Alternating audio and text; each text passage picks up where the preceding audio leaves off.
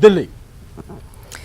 एक और अहम खबर, अमित शाह ने आजमगढ़ में रियासती यूनिवर्सिटी का संग बुनियाद रखा। आजमगढ़ अखिलेश यादव का लोकसभा हलका है। समाजवादी पार्टी के दौर में आजमगढ़ इंतहा पसंदी के लिए जाना जाता था।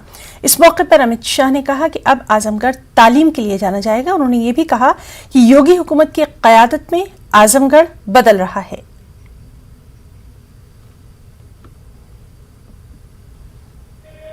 उत्तर प्रदेश में 4 हवाई अड्डे थे, अब 8 है।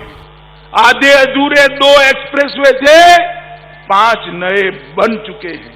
और मित्रों, सबसे बड़ा काम अगर भाजपा के शासन में हुआ है तो उत्तर प्रदेश को माफिया राज से मुक्ति दिलाने का काम योगी आदित्यनाथ ने। आजमगढ़ इसका उदाहरण है।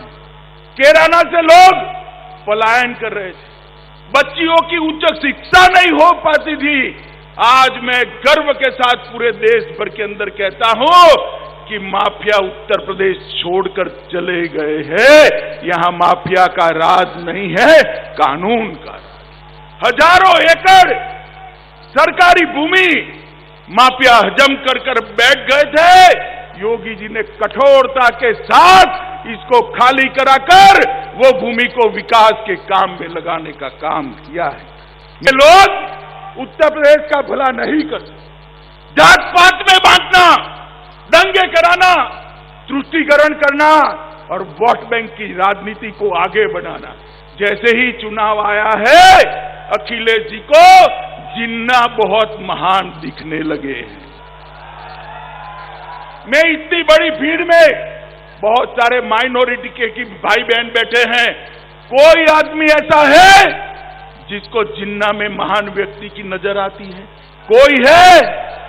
अब अखिलेश जी को लगता है भाई, क्योंकि चुनावी मौसम आया है। मगर मैं अखिलेश जी आपको एक बात कहता हूं, मैं योगी सरकार को एक सर्टिफिकेट देकर जाना चाहता हूं। उन्होंने पूर्वांचल को मच्छर और माफिया दोनों से मुक्त कर दिया है। यहां आप सफाई भी नहीं कर सकते थे।